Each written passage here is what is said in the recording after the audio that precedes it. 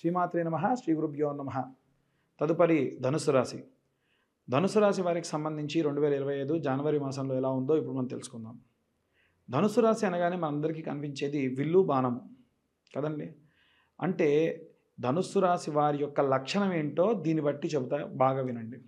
ఒక ఎయిమ్ పెట్టుకొని, అంటే ఒక గురి పెట్టుకొని ఖచ్చితంగా అది రీచ్ అవ్వాలి అని గనక కాన్సన్ట్రేషన్ చేసి బాణాన్ని సంధిస్తే ఖచ్చితంగా ఆ యొక్క గమ్యాన్ని చేరుతుంది. ధనుస్సు రాశి వారి యొక్క లక్షణం కూడా అలాగే ఉంటుంది. గమ్యము లేని ప్రయాణము అగమ్య గోచరము, వీరి విషయంలో ఖచ్చితంగా చెప్పొచ్చు. కాబట్టి మీరు ఒక టార్గెట్ పెట్టుకోండి. విద్యార్థులు కానీ గృహిణులు కానీ ఒక టార్గెట్ పెట్టుకొని ఆ టార్గెట్ రీచ్ అవ్వాలి. ఆ టార్గెట్ రీచ్ అయితే మీరు ఫుల్ఫిల్ అవ్వాలి.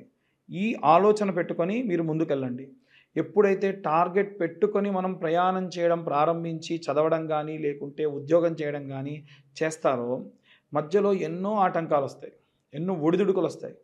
మళ్ళీ మనకి ఎప్పుడైతే టార్గెట్ ఉంటుందో మళ్ళీ మనం లేచి ఇలా కాదు, ఇంకా గట్టిగా ప్రయత్నించాలి, ఇంకా కొంచెం తొందరగా ప్రయాణం చేయాలి, ఇంకా కొంచెం మనం ఇప్పటివరకు ఏం తప్పులు చేసాం అవన్నీ సరి చేసుకోవాలి అనేటువంటి ధోరణి వస్తుంది. అలా విద్యార్థులు ఖచ్చితంగా మంచి ఆలోచన విధానంతో ఈ మాసంలో ఖచ్చితంగా మీరు అనుకున్నటువంటి పనులు శ్రేయస్కరంగా పూర్తి చేస్తారు.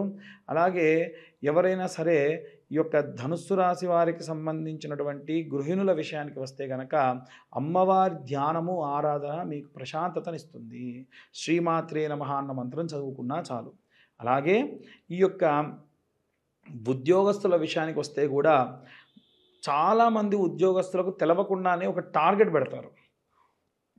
కొన్నిసార్లు ఏంటంటే వాళ్ళు బయటపడతారు, కొన్నిసార్లు బయటపడరు.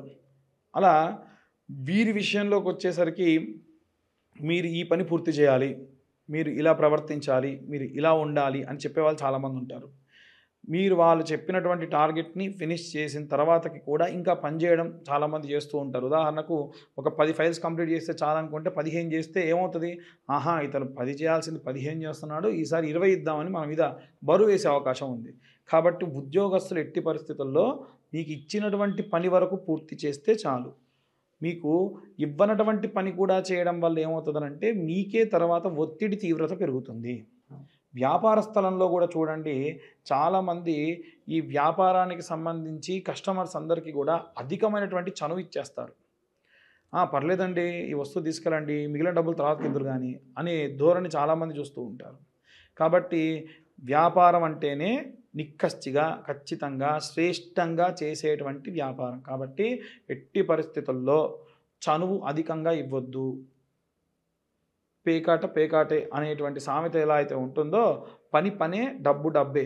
మీ స్నేహితం ఏమైనా ఉంటే బయటికి వెళ్ళి చూసుకోండి, కానీ వ్యాపార స్థలం దగ్గర కాదు. అలా ఉంటే ఖచ్చితంగా వ్యాపారం బాగుంటుంది, లేదా ఇబ్బంది పడే అవకాశం ఈ మాసంలో అధికంగా కనిపిస్తుంది. ఇక ప్రత్యేకంగా ఈ యొక్క సినీ రాజకీయ రంగాల వారికి సంబంధించి కానీ భూక్రయ విక్రయ సంబంధిత విషయాల్లో ఉన్నటువంటి వారికి కానీ విషయానికి వస్తే, అలాగే కోర్టు వ్యవహారాల్లో ఉన్న వాళ్ళు ఎవరైనా ఉంటే కాలభైరవష్టకం చదవడం మంచిది. అలాగే అర్ధనారీశ్వర స్వామి దేవాలయం ఎక్కడైతే ఉంటుందో ఆ దేవాలయ దర్శనం చేయడం మంచిది. వీలైనంత వరకు కూడా దూర ప్రయాణాలు చేయకపోవడం మంచిది. ఆరోగ్య సమస్యలు అధికంగా వస్తూ ఉంటాయి. ఇంతకు మునుపే చెప్పిన విధంగా పాదములకు సంబంధించిన ఇబ్బంది, తలనొప్పి భారీగా ఉంటుంది. ఊపిరి తీసుకోవడం కూడా ఇబ్బంది పడే అవకాశం ఈ రాశి వారు ఈ మాసంలో అధికంగా చూస్తూ ఉంటారు. ప్రత్యేకంగా ఈ రాశి వారికి సంబంధించి రాహుకేతువులకు సంబంధించి మధ్యలో 4 గ్రహాలకు మించి బంధనమై ఉంటే, సాధారణంగా ఏంటంటే జాతక చక్రంలో రాహు ఓ పక్క కేతు ఓ పక్క ఉండి మధ్యలో 4 గ్రహాల కంటే మించి ఉన్నాయనుకోండి, దాన్ని సర్పదోషం కానీ కాలసర్పదోషం కానీ అంటారు. అలాంటి జాతక దోషంల వల్ల కూడా ఇబ్బందులు పడుతూ ఉంటారు. ఇప్పుడు మేము చెప్పేవన్నీ కూడా గోచారరీత్యా చెప్పేటువంటి ఫలితములు మాత్రమే. ఇంకా ఇంతకు మించి మనం ఏదైనా గోచారరీత్యా మించి ఇంకేమైనా తెలుసుకోవాలి జాతకరీత్యా అనుకుంటే కింద కనిపించేటువంటి ఈ నెంబర్కి కాల్ చేసి డీటెయిల్గా మీ జాతకం గురించి తెలుసుకోవచ్చు. మేము చెప్పేటువంటి ఈ జాతక ఫలితాలన్నీ కూడా, మాస ఫలితాలన్నీ కూడా కేవలము జన్మనామం మీద ఆధారపడి మాత్రం చూసుకునే వారి కోసం మాత్రమే. మీ డేట్ ఆఫ్ బర్త్ టైము ఉండి మీకు ఒక రాశి తెలిస్తే ఇందులో ఉన్నటువంటి చాలా అంశాలు మీ వయస్సును బట్టి ఆధారపడి ఉండి మీకు పనులన్నీ కూడా ముందుకు తీసుకెళ్లేటువంటి అవకాశం అధికంగా కనిపిస్తూ ఉంది.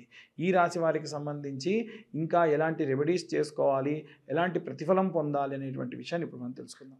మనకి ఈ యొక్క జనవరి మాసంలో ప్రత్యేకంగా విద్యార్థులకి, గృహిణులకి, వ్యాపారస్తులకి, సినీ రాజకీయ రంగాల వారికి, వివాహం కోసం ఎదురు చూసే వారికి, కోర్టు గొడవలకు సంబంధించి ఇబ్బందులు ఉన్న వారికి కాను, అలాగే ఏవైనా గృహ నిర్మాణ కార్యక్రమాలు చేసేవారు ఎవరైనా ఉంటే వారికి సంబంధించి ప్రత్యేకమైనటువంటి గ్రహస్థితి వల్ల మనకి బుధాదిత్య యోగం కానీ, అలాగే జనవరి మాసంలో జరిగేటువంటి గ్రహ సంచారాన్ని బట్టి మార్చి వరకల్లా వచ్చేటువంటి షష్టగ్రహ కూటమి, చతుర్గ్రహ కూటమి వల్ల వచ్చేటువంటి ఎన్నో రకాలైనటువంటి మార్పుల వల్ల మనం కొన్ని రెమెడీస్ చేసుకోవడం చాలా చాలా ఉత్తమం. అవి ఏమేం చేసుకోవాలి, ఎవరెవరు ఎలాంటివి చదువుకోవాలి అనేది ఇప్పుడు మనం తెలుసుకుందాం. విద్యార్థుల విషయానికి వస్తే కనుక విద్యార్థులందరూ కూడా ఓం వాగ్దేవ్యై నమః అన్న మంత్రాన్ని ప్రతిరోజు 11 మార్లు పఠనం చేస్తూ వీలైనంత వరకు వారానికి ఒక్కసారైనా సరే నీలా సరస్వతి స్తోత్రాన్ని వినడం కానీ పఠనం కానీ చేయించడం చాలా చాలా మంచిది. అలాగే గృహిణులందరూ కూడా అయితే కనుక రోజు మీ ఇంట్లో ఒక చిన్న అమ్మవారి యొక్క విగ్రహం కానీ ఒక బొటనవేలు పరిమాణంలో ఒక విగ్రహాన్ని పెట్టుకొని అమ్మవారి ముందు ఒక ఒక్క పెట్టుకొని శ్రీమాత్రే నమః అనుకుంటూ 108 సార్లు కుంకుమతో అర్చన చేసుకోవడం చాలా చాలా ఉత్తమం.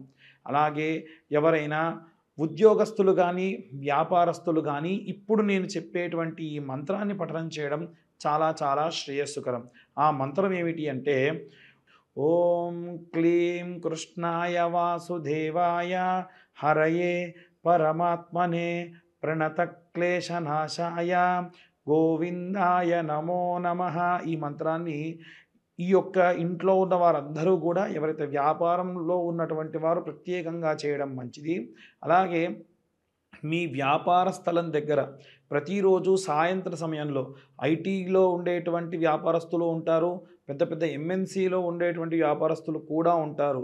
నేను చెప్పేటువంటిది అన్ని వర్గాల వ్యాపారస్తులకి కూడా అనేటువంటిది బాగా గమనించాలి. ఇందాక చెప్పిన ఉద్యోగస్తులకు కూడా ఒక పచారీ కొట్లో పనిచేసే ఉద్యోగస్తుడు ఉంటాడు, అలాగే ఒక ఎంఎన్సీ కంపెనీలో పనిచేసేటువంటి ఉద్యోగస్తుడు ఉంటాడు. అందరికీ కలిపి చెప్పినటువంటి మంత్రం అది. అయితే ఈ వ్యాపారస్తులు ప్రత్యేకంగా ఏం చేయాలి అంటే ప్రతిరోజు వ్యాపార స్థలంలో సాయంత్ర సమయంలో కాస్త ధూపం వెలిగించి అమ్మవారికి సంబంధించినటువంటిది ఏదో ఒక మహాలక్ష్మీదేవికి కానీ లేదా అమ్మవారికి సంబంధించినటువంటి మంత్రపఠనం చేయడం చాలా చాలా మంచిది. ఒకటి. రెండవది ఏమిటి అంటే మీరు వ్యాపార స్థలాన్ని బంద్ చేసి వెళ్ళేప్పుడు ఒక పేపర్ తీసుకొని కుడివైపు 3 సార్లు ఎడంవైపు ఒకసారి తిప్పి అక్కడ పడేసి వెనక్కి తిరిగి చూడకుండా వెళ్ళిపోవడం చాలా చాలా ఉత్తమం.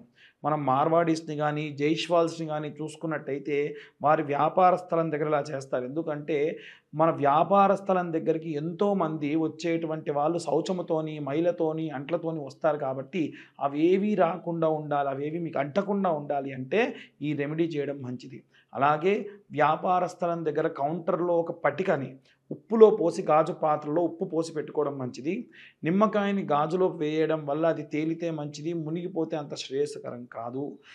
అలాగే మీరు క్లీనింగ్ చేసేటప్పుడు కొంచెం ఉప్పు పసుపు వేసిన నీళ్ళతోని క్లీన్ చేయించడం వల్ల కూడా సకల గాలి ధూళి యంత్ర మంత్రాల వల్ల వచ్చినటువంటి దోషాలు కూడా పోతాయి. ఇక ప్రత్యేకంగా సినీ రాజకీయ రంగాల వారు కానీ ఎవరైనా సరే కోర్టుల్లో పనిచేసి కోర్టు కేసులతో తిరిగేటువంటి వాళ్ళు పబ్లిక్ పోర్టల్లో బాగా ఉంటారు కాబట్టి మనకు దుర్గా కవచము అనేటువంటి కవచం ఉంటుంది. ఈ దుర్గా కవచం ఎలా ఉంటుందంటే శృణోదేవి ప్రవక్ష్యామి కవచం సర్వసిద్ధిదం పఠిత్వా పాఠయిత్వా చ నరోముశ్చేత సంకటాత్ ఇలా ప్రారంభమవుతుంది. అమ్మవారికి సంబంధించి 8 శ్లోకాలు ఉంటాయి. ప్రతిరోజు అది చదువుకోండి. ఎందుకంటే పబ్లిక్ పోర్టల్లో తిరిగేటువంటి వాళ్ళకి ఎంతో దిష్టి తగులుతుంది. అది పోవాలి అంటే ఈ మంత్రాన్ని చదువుకోవడం చాలా మంచిది. ఇక ప్రత్యేకంగా ఏవైనా సరే ఒక పఠనాన్ని, ఒక మంత్రాన్ని మనం జపంగా చేయడం మంచిది అనుకుంటే ఎలా అనుకుంటే, ప్రతిరోజు అసుర సంధ్యా సమయంలో పంచాక్షరి మంత్రం అంటే ఓం నమ శివాయ అనే మంత్రాన్ని పఠనం చేయడం చాలా చాలా శ్రేయస్కరం. నిర్మాణ రంగంలో ఉన్న వాళ్ళైతే గనక శరవణ భవాయ విద్మహే కార్తికేయాయ ధీమహే తన్నో స్కంద ప్రచోదయత్. ఎందుకంటే ఆయన భూమిని చీల్చుకుంటూ పుట్టాడు కాబట్టి భూమికి సంబంధించిన మంత్రం, కుజుడికి సంబంధించిన మంత్రము, సుబ్రహ్మణ్య స్వామికి సంబంధించిన మంత్రం చాలా చాలా కాపాడుతుంది. ఈ యొక్క మంత్రపఠనాన్ని, రెమెడీస్ని ఫాలో అయ్యి అందరూ కూడా చాలా శ్రేయస్కరంగా ఉంటారని కోరుకుంటున్నా. అందరికీ కూడా మకర సంక్రాంతి శుభాకాంక్షలు, అలాగే నూతన ఆంగ్ల సంవత్సర శుభాకాంక్షలు. ఎవరైనా సరే జాతకాలకు సంబంధించి ఫోన్ చేస్తూ ఉన్నారు, దయచేసి వాట్సాప్ చేయండి. ఒకవేళ కాల్ చేయదలుచుకుంటే కింద ఇచ్చేటువంటి నెంబర్కి మీరు కాల్ చేయొచ్చు. పూర్తి జాతకాన్ని 60 పేజీల్లో క్యాలిక్యులేషన్స్ చేసి మీకు పంపించి పూర్తిగా మీతోని ఒక అరగంట సేపు మాట్లాడడం జరుగుతుంది. ఈ క్యాలిక్యులేషన్స్కి గాను మాకు కాస్త 3 నుంచి 4 గంటల సమయం పడుతుంది. గతంలో చాలామంది 5,000, 6,000 తీసుకునేవారు ఉన్నారు, కానీ కేవలము రూ. 1,521 మాత్రమే తీసుకుంటూ అందరికీ కూడా ఈ జాతక వసతిని కలిగిస్తూ ఉన్నాము. ఎవరన్నా కావాల్సి ఉంటే కింద కనిపించే నెంబర్కి ఫోన్ ఆర్ వాట్సాప్ చేయగలరని కోరుతున్నాము.